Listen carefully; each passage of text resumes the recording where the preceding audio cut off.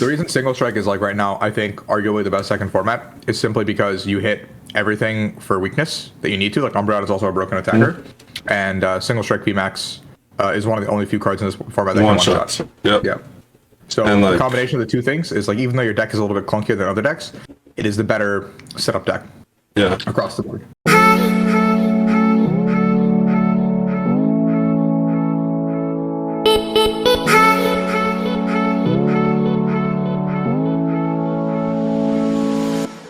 Yo, what up, guys? Welcome to Faded Town, #1 Pokemon podcast in the world. These are facts. Look them up on a buck. Google them. Pokestat them. Dino data them. I think they changed the name, but anyways. Look on CNN, they're on there too. Yeah. Limitless. Do all the cool stuff, you know. Make sure you like, subscribe, share this with your dog, your sister, your mom, your best friend. Everything helps. Leave a review on Apple Podcast thing. We're on every major platform if you want to just listen audio only. Links are always down. No, we're on those too. Yeah, I forgot to tell you guys. Sorry. Yeah, we got no subscribers on OnlyFans. Very surprising. It's problem. Our Christmas calendar is about to come out. Yeah. That's why, that's why you've been getting ripped. Yeah, exactly. Yeah. I said I know people like swimsuit calendar. I gotta do the jacked Santa where it's like I'm wearing the overalls and no shirt. You gotta carry the squad, you know. So it is what it is. We're not a lot's happening. A lot of stuff is shutting down because Pokemon Live is coming out. We talked about that last week. There's a lot of cool stuff that can come from that.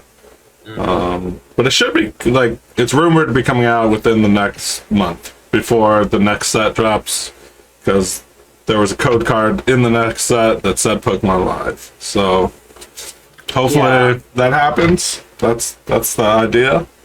So I guess the release date is on November 12th for Fusion Strike. So hopefully, sometime within the next month or so. Yeah.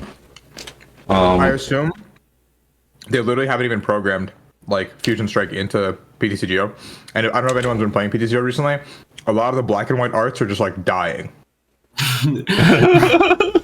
found that out while playing Wadio Stock, where my literal scoop, my super scoop ups and my plus powers are now errors, and I'm like, dude, what the fuck is this card? That's hilarious.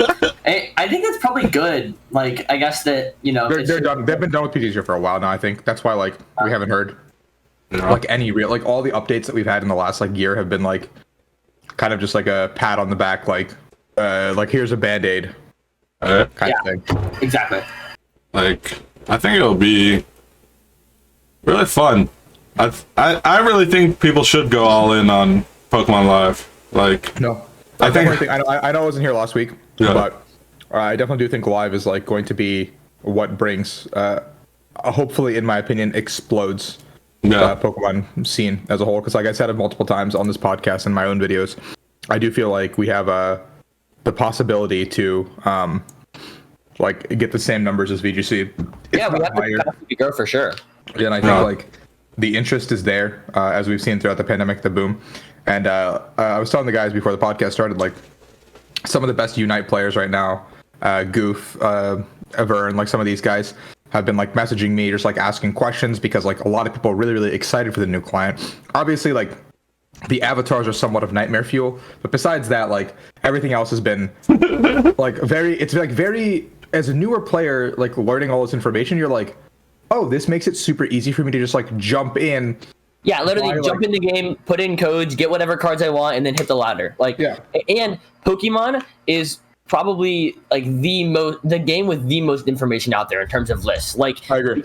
That's just how Pokemon is, how it's developed in the past few years with article websites, that Pokemon is, and YouTubers, it's just so open that getting into the game and with Limitless, getting into the game is extremely easy. And also, Pokemon is really simplistic rules wise. You attach one energy, you attack, you kill their Pokemon. It's not super. I've been watching a lot of different card games throughout the pandemic, because obviously I'm trying to do other stuff too, because I feel I'm at the top of Pokemon still. I have shit I can do in other games. For example, Digimon's also pretty simple. You get to Magic, really weird, really complicated. Yeah, You get Magic to- is really hard. Hearthstone is really hard. All those games where you can like Yu-Gi-Oh train. has a million like interaction and negates and shit, and you gotta like know what every card from like 1993 does to now because every card is legal. Like, Yeah, every time I and- watch like a Yu-Gi-Oh like video, I see people like doing like their entire hand on one turn, discard like half their deck, banish half that shit, and I'm like, dude, I don't know what's going on. Yeah. Pokemon, like pretty much the big things in Pokemon are that Pokemon you only target, for the most part, you only target one thing. You only target the active. You don't like trade in other stuff. And then, the win con is 6 prize cards, just knocking them out. There's not a separate thing like in some other games. Killing their minions or their Pokemon doesn't advance your win con, but in Pokemon it does. And then the second thing is that there are no interactions on your opponent's turn. So you kind of do everything on your turn. You wait, they do their turn, you do your turn. So it takes a lot less time to kind of think about what you're doing, so you can know what your own goal is, which makes it really great for people to get in. And then, like Rahul was saying, it's going to be so easy, or at least hopefully it'll be easy. Get Pokemon Live within a week. You'll get a competitive deck. You can grind the ladder. You'll have plenty of people to watch for content, and that'll just be perfect. Ranked will be huge too. It gives people a reason to actually stream, a reason to like think about the game in a different way. And there's a lot of potential for a bigger streamer to pick up the game because it's new. The boom just happened. To just like dump X amount of money and like get everything they need and like be okay. Yeah, like you can before see, like Ludwig picking it up and just like doing what he wants with it. Yeah, like if you were like wanting to play PTCGO, you'd have to trade for cards. It was like a whole like headache. Like any big streamer would just never want to do that. There's like no way. Is really exciting is that Pokemon can also now kind of feed into live. They can start having official tournaments every weekend or stuff like that. Because people don't have to... VGC's had what is it? They have like a monthly basically like a big league cup, like an international monthly league cup. I'm like, something like that could happen where rather than it being a league cup, it could be like an SPE level of points. Obviously no money could be awarded through like an online client, but also the Titans shanked the kick. So the Jets actually won. That's just wanted to put that out there. The Jets got their first win against the Titans. It's rough. That's funny though. That's the first win a rookie quarterback has had against a non-rookie quarterback team. I mean, also the Titans like have incredible talent, and they should not be like a 2-2 team. Right. They play like dog shit. I know. Oh, all right. Anyways, continue. Anyway, like I was just saying, like, it's super easy for like Pokemon to say like once a month we're gonna do like an SPE style weekend long event where like we open up like a tournament queue or like a bracket style system where you can just enter. Like for VGC, they do like 45 games ELO. So it could be the same thing where you have Friday, Saturday, Sunday to play 45 games of ELO, and then they take whoever's left on like Sunday evening or something and bracket them. I like that. I mean, VGC literally has like, it's literally just 3 days. You have 15 games a day that you can play, and your final ELO gives you your standing. And I think that's like super easy to do as well with Pokemon, and just like do like TCG and just make it an ELO system, because we're probably gonna have an ELO system for ranked already. Like after we get to whatever the top of the ladder is, like bottom. I know bottom is like Togepi tier or something. That's what the picture showed, and like top is probably gonna be like Arceus tier or something. And then once you're in like Arceus tier, it'll be like an ELO MMR system. Yeah, I was telling Bradner, I'm excited to see where I'm at. I know I don't play a lot. I'm excited to see how quickly Bradner and Tord and Azul will climb, because these guys are fiends. Exactly. That's what you're saying. He's like, I want to be number one. I'm like, I think it's gonna be cool to see where you stand up. Yeah, I was also telling Zach that I really hope that they make it a monthly system and not a yearly system, because especially if we want this game to be easy to get into. No way, it'll be yearly. Yeah. Like, PTCG ladders monthly, so I assume it'll be monthly. I think but monthly works a lot better for these kind of games that are low barrier to get into and that aren't officially sponsored, so that it's not really worth most people's time to grind there. It'll be either a battle pass tide or set tide, in my opinion. Yeah. Should be So. fun. I can't wait. Like, Should be a lot of fun. Really excited. I know.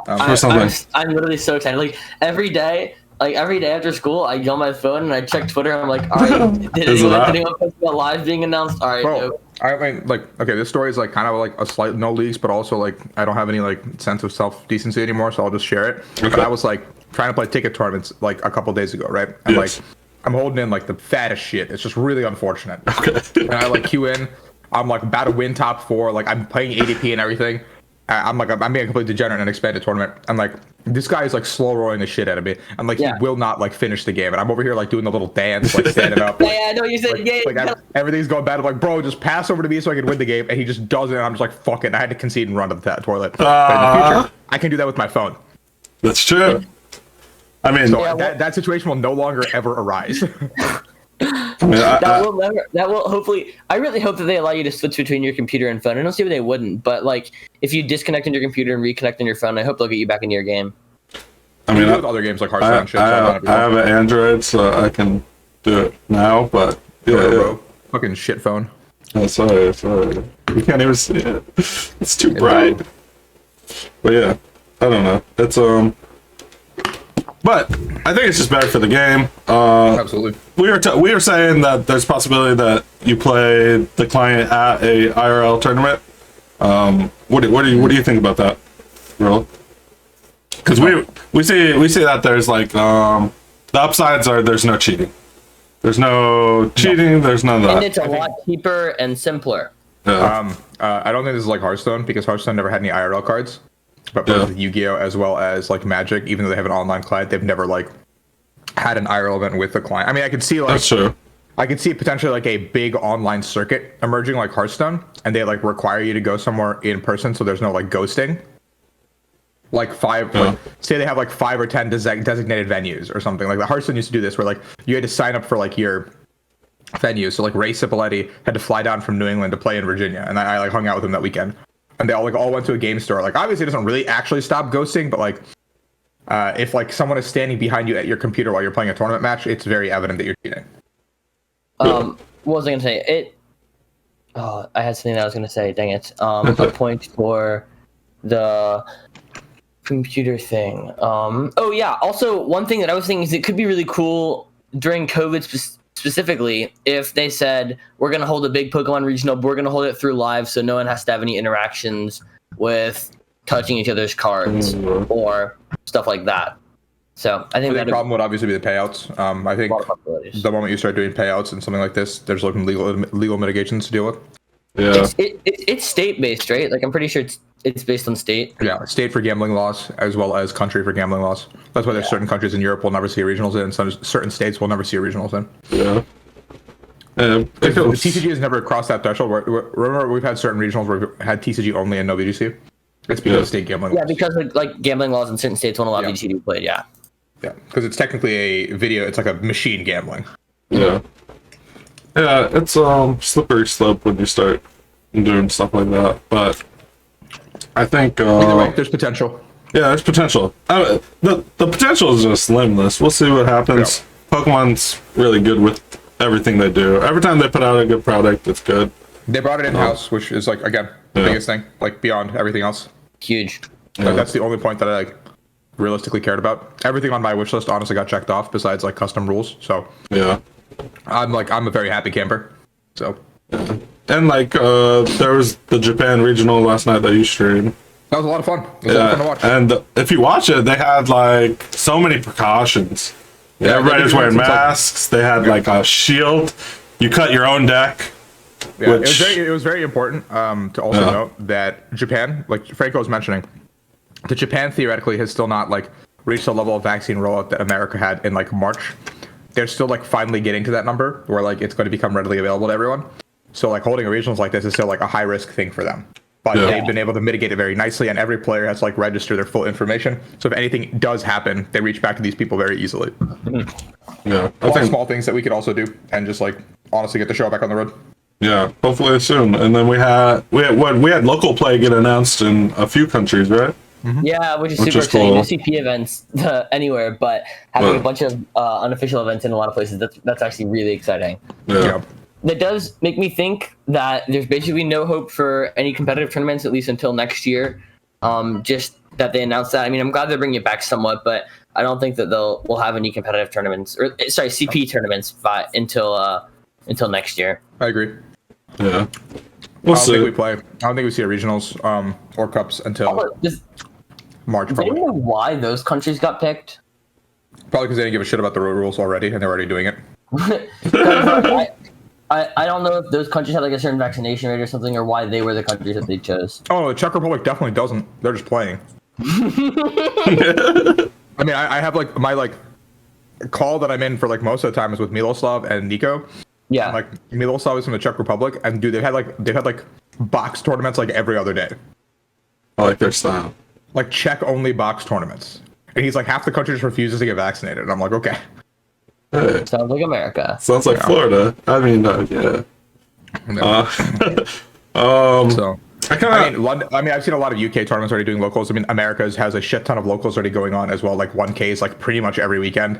Box tournaments, like at like stores. A lot of stores are doing stuff to get people in the door because for the past like year, 18 months, 19 months, people have been like averse to coming into the stores. Even when like mask restrictions were lifted a little bit, or like you can wear a mask and come in and buy stuff. People are still averse to going to their local card shops, and obviously, like if local card shops go down, that's the entire lifeblood of like our community, what it was built on. So. Yeah. So I know we're not gonna have anything real major. Even like online tournaments, Chill you said was shutting down till live. Yeah. A few other big ones are shutting down.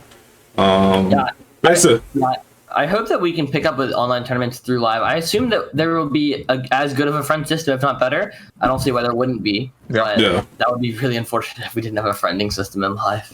There would be, almost certainly. Yeah. I don't see why they wouldn't do it. It just, but yeah, it should be fine. And Might get to like Game Center or something, or like a secondary app.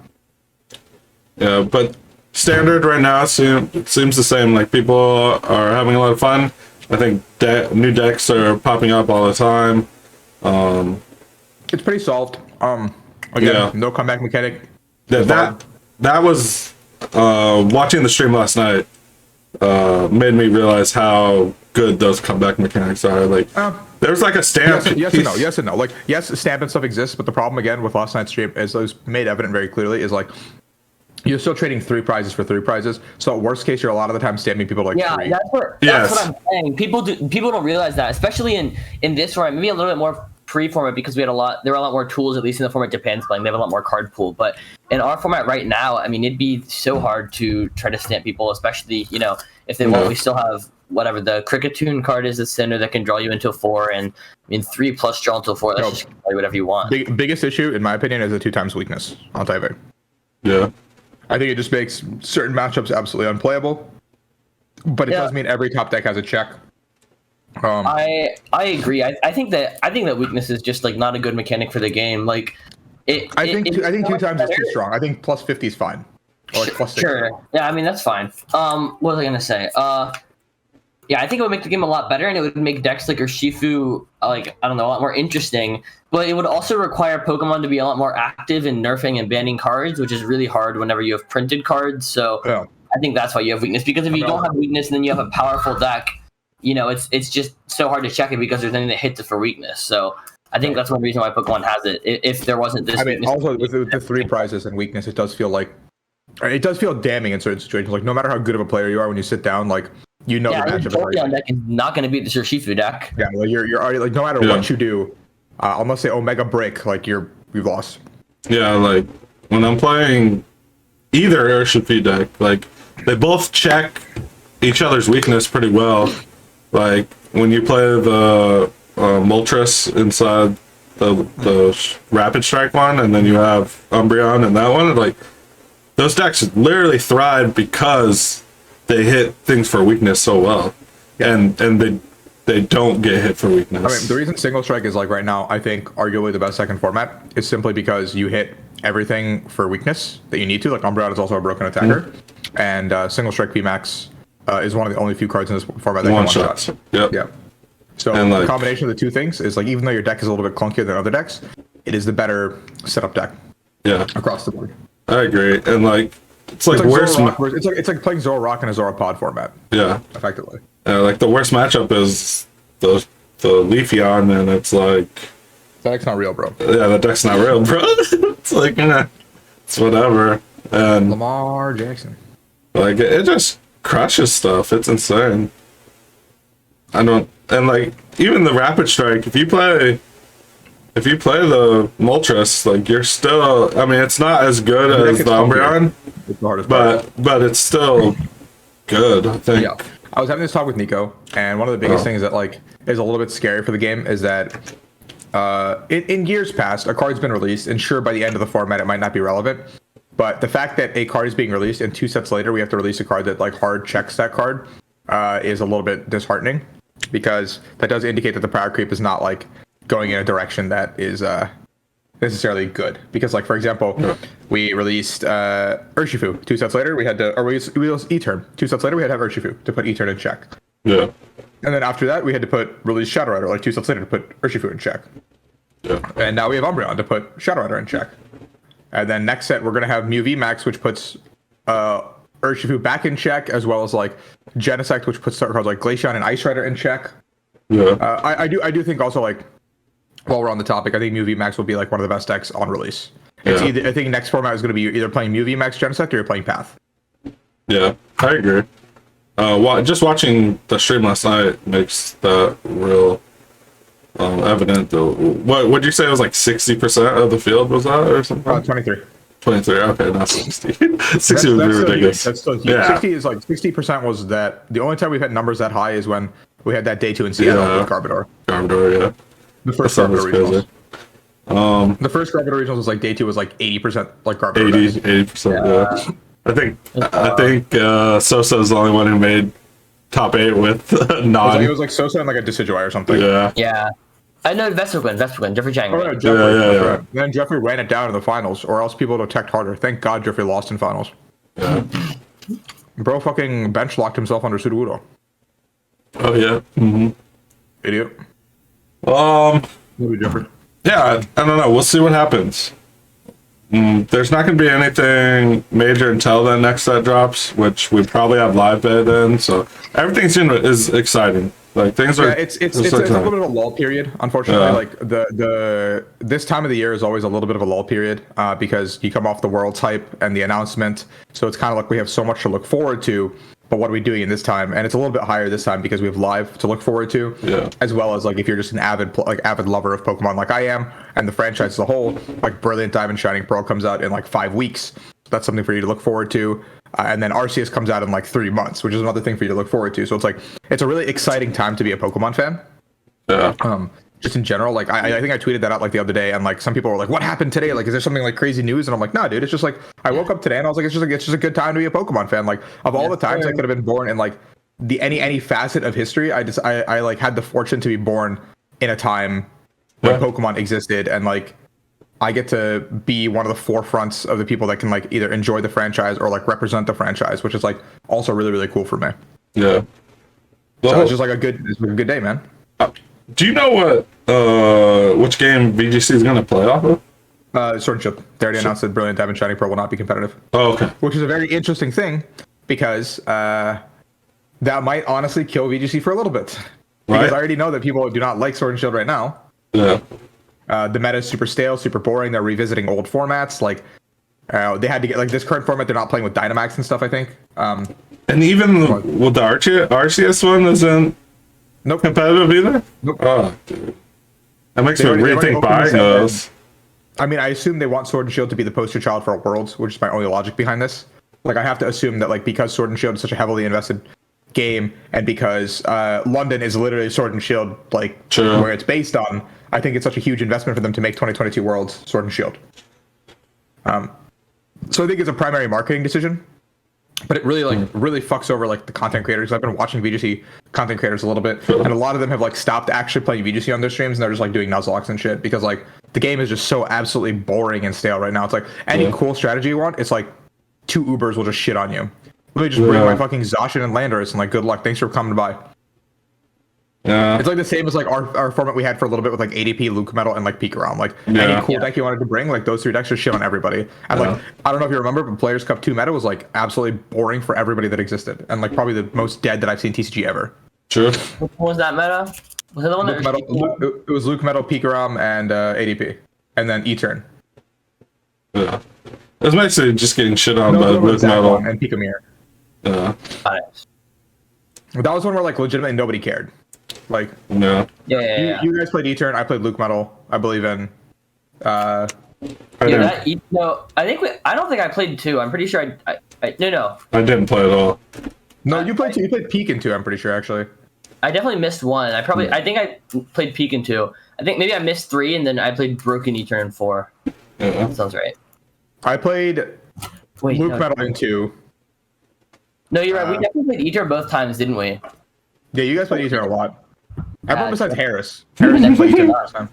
Harris and Justin didn't play it the first time. Yeah. No. PC2 was the one where Justin got top 16 and lost his win in. Oh, okay. Then I played Peak. We all played Peak. Or everyone. That was the Dragapult one then, because Kenny. That was like the one where Dragapult was popular, I think. Not this. Yeah. Like the one after Dragapult was. Okay. Yeah. Because I played Peak for that one, with everyone else. Okay. And then Kenny played Dragapult.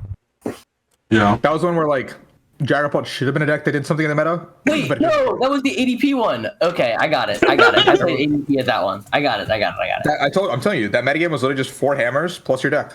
Yeah. I remember when hammers were crazy. Everybody was just putting hammers in everything.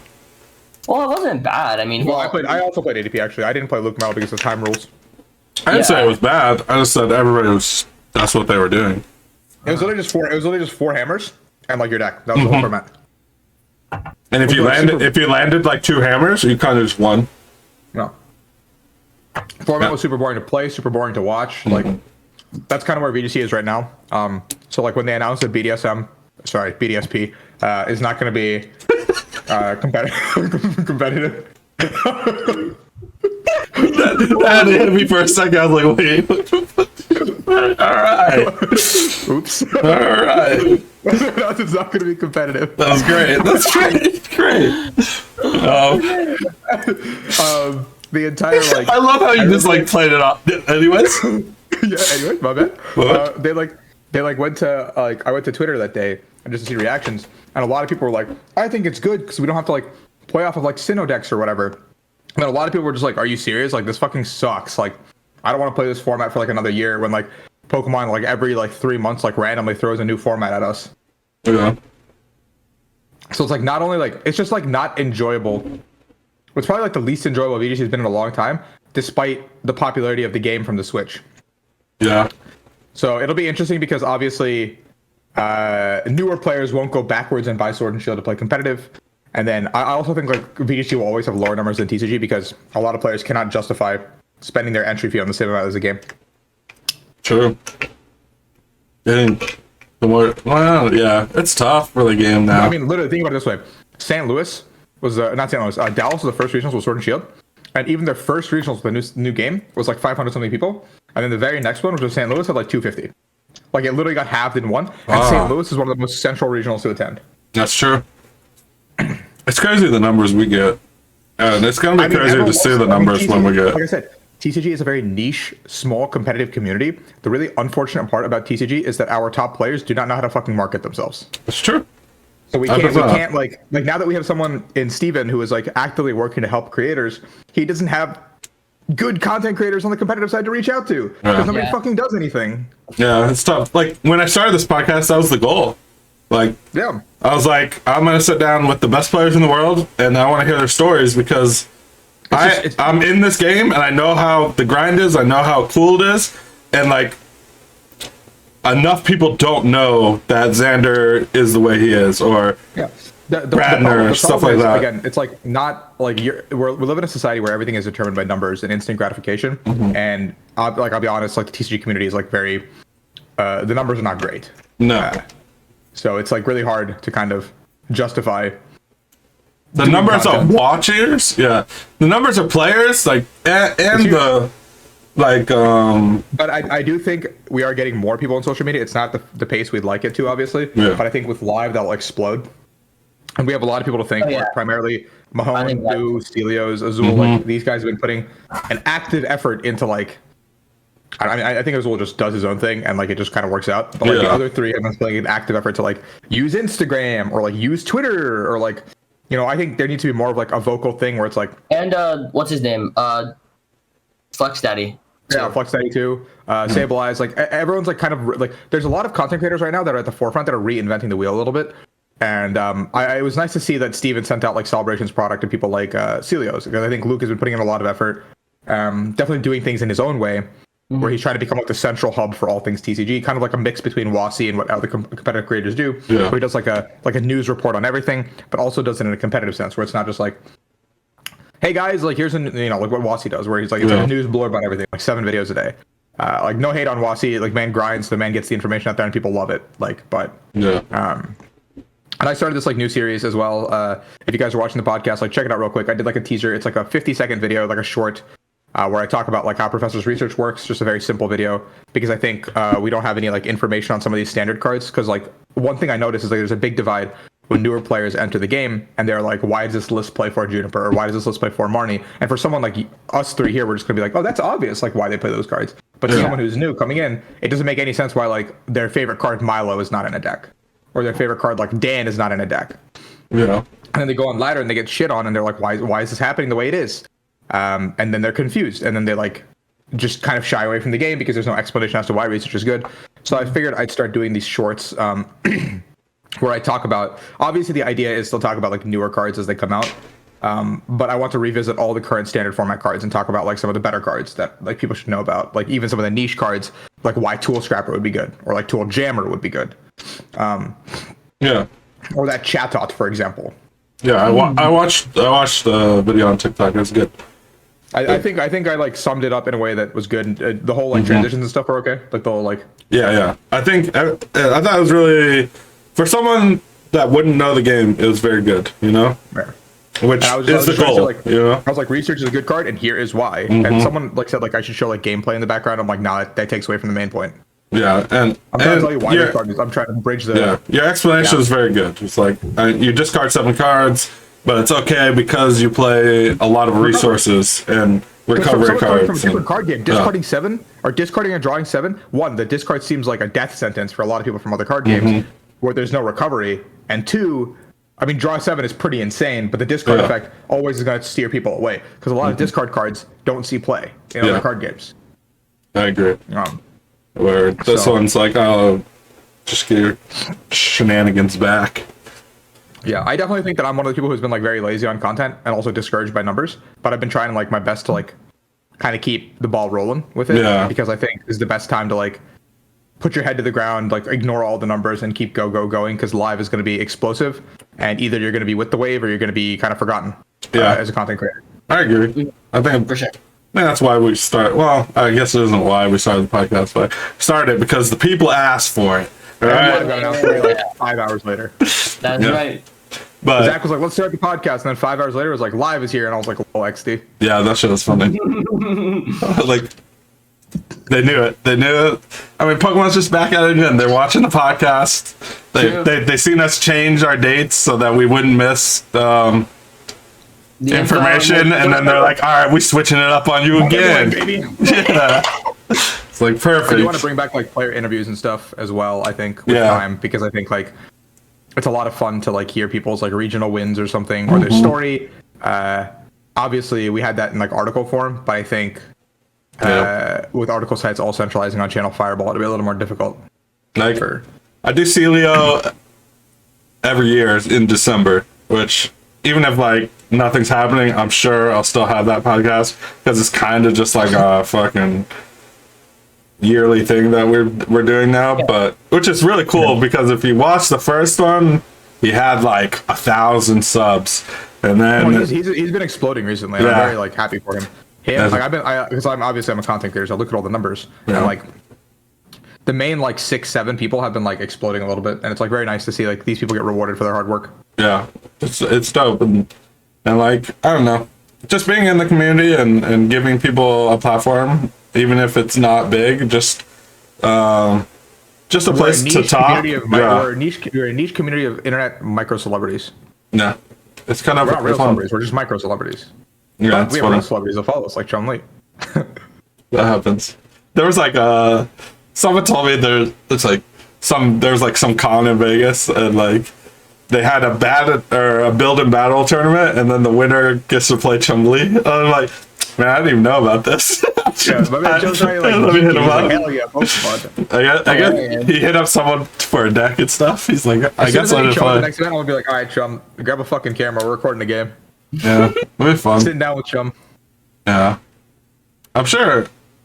he'll be down to we need to do more stuff like that. Like, we need to get our content creators involved with people from other games as well to kind of like spread our influence, because everybody loves Pokemon. So yeah, everyone loves Pokemon. Like, it's really cool. Like, when I told you guys that the Unite guys reached out to me, it was like really cool to see like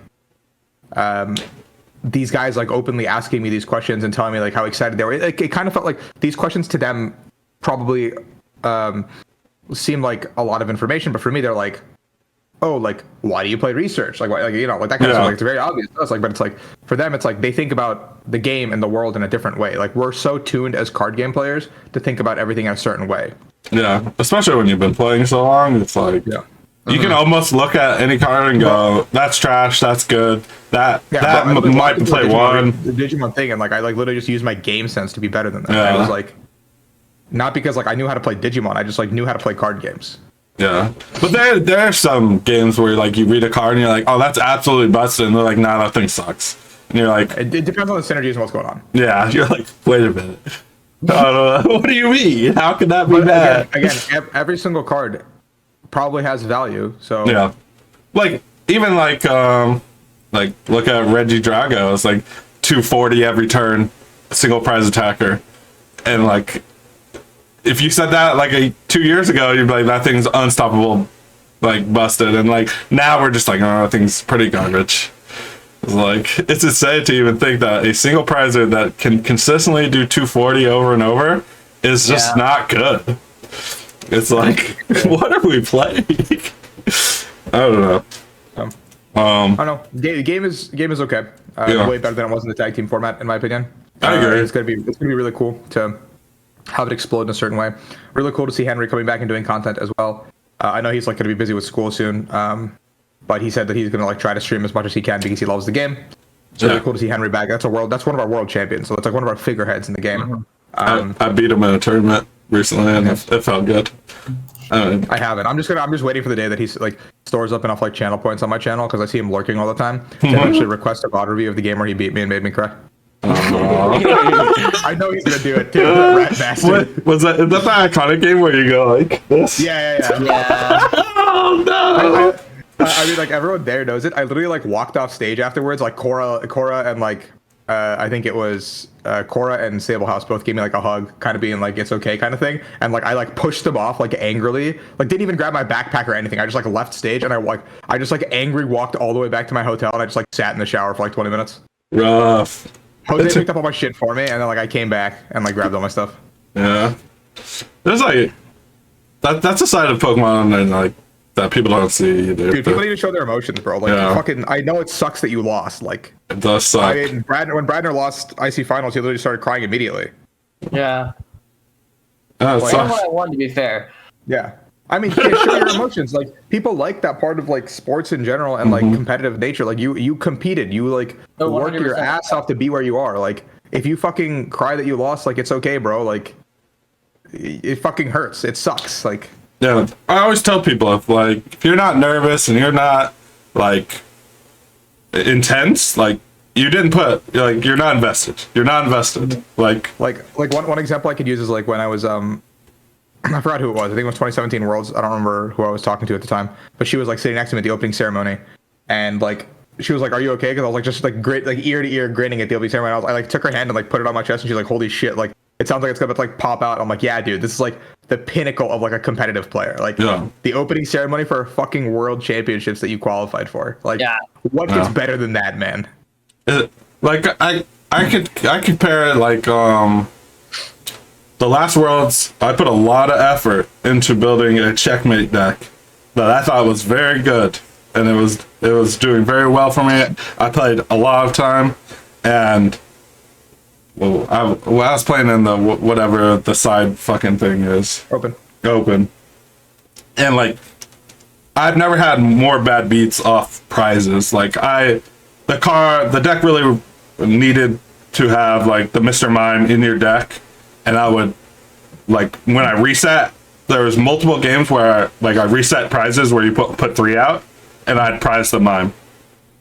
And, like, it was just gut-wrenching. Like, and, and after the games, I would show my opponent, I'm like, this is what I was going to do. But I prize this, and they would look at it and go, oh my god. Like how, like mind blown, and then freaking Xander goes and wins with that type of deck, same type of deck, and I posted my list. I'm like, I didn't make it, like, but this is my list, and Xander posted his list like 2 minutes after mine. It just goes, here's the realness for him because he doesn't know how to fucking. I was like, thanks, dude. But my favorite thing to explain to people is like Worlds 2019 is like the prime example of like you like Worlds Day 2, like when you make it deep, you want to celebrate and like but like obviously there's people with like heavy emotions because like no matter who you want to celebrate with or whatever, like it's a rough day for like 80% of the people in that room. Correct. And for people who I don't know have top 32 multiple times before, like that accomplishment might not be enough anymore either. Like like a prime example is like in 2018 Worlds, like as soon as Ryan lost his win into top 32, he started like 3-0-1 or something and lost like every game after that. So again, really rough. This man's been playing for like 12, 13 Worlds now. Didn't make a single top 32. Really hard.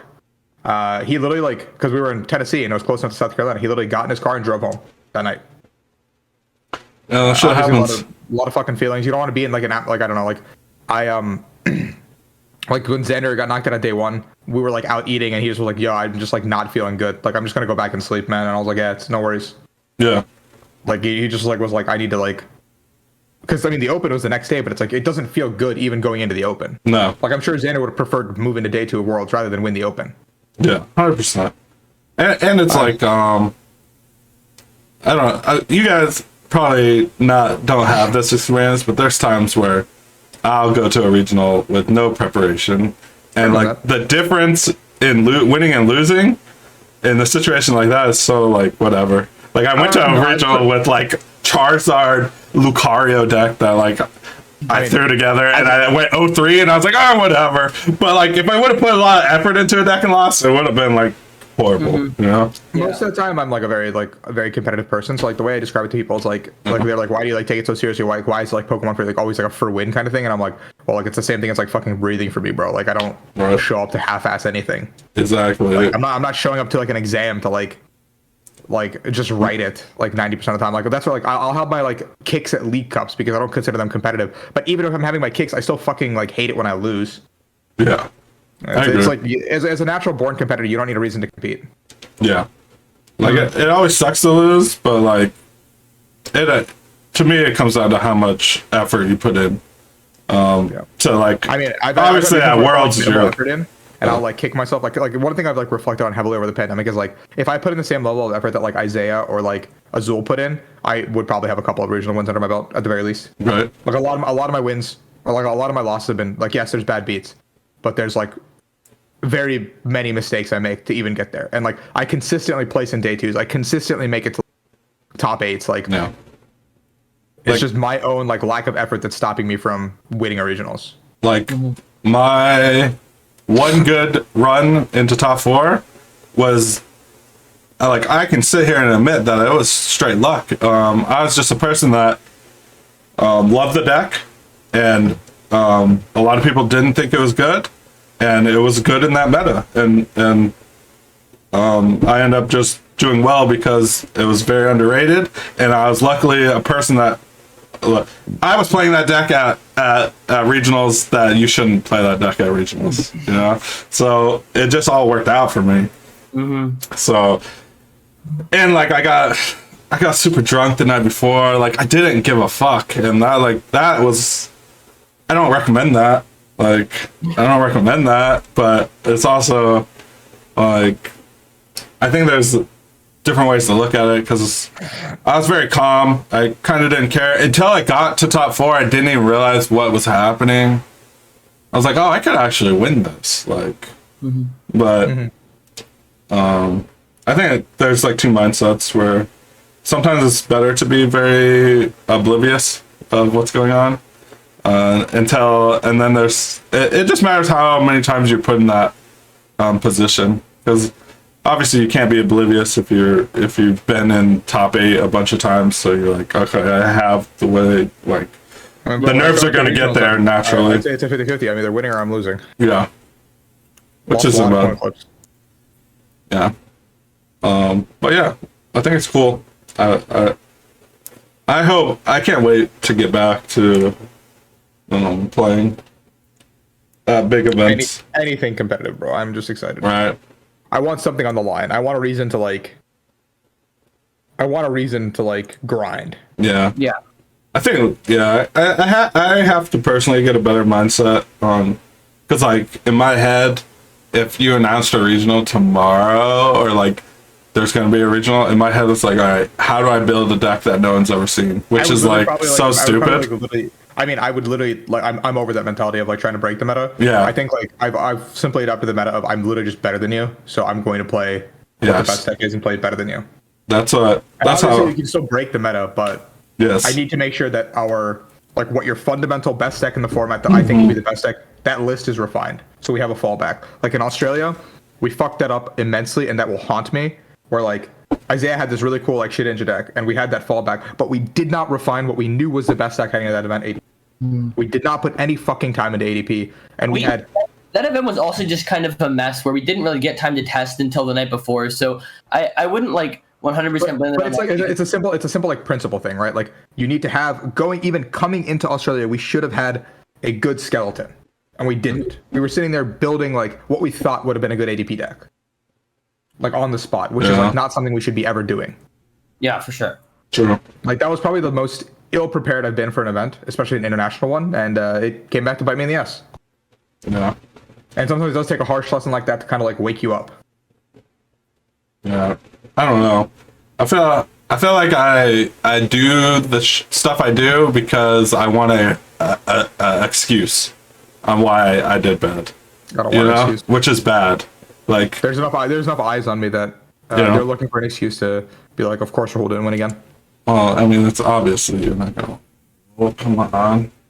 You don't win, you come in 8th or something, right? I'm always the bridesmaid, never the bride. Exactly. Somebody marry me.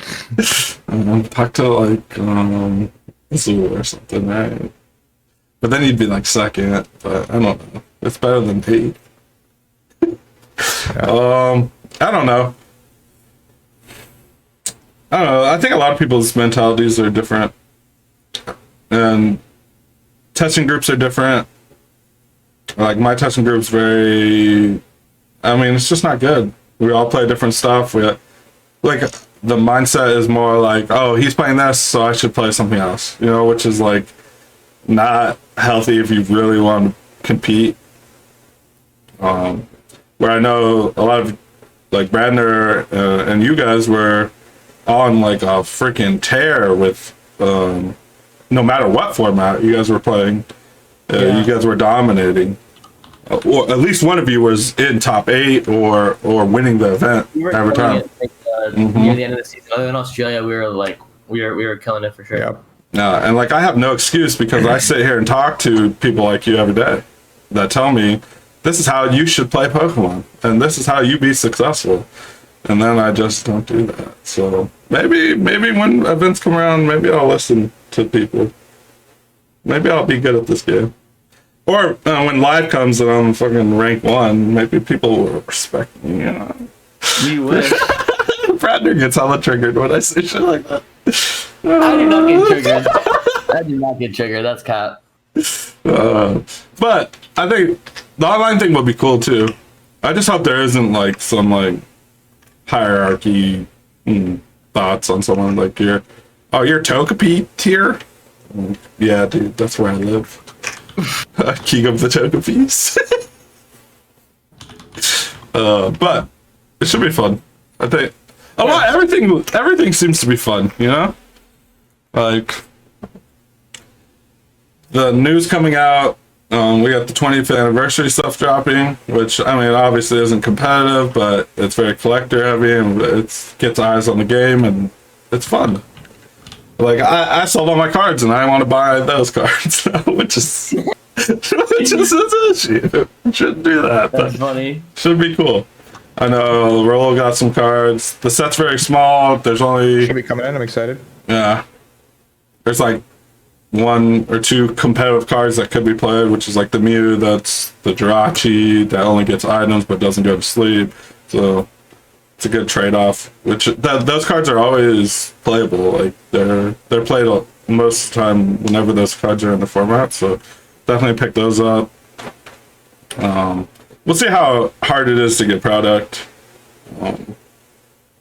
I wouldn't be stressed. Yeah, I mean, we tell people that all the time, but I mean, I just wouldn't. There's like 2 or 3 different ways of everything coming out right now, so that's good. no reason to pay over MSRP right now.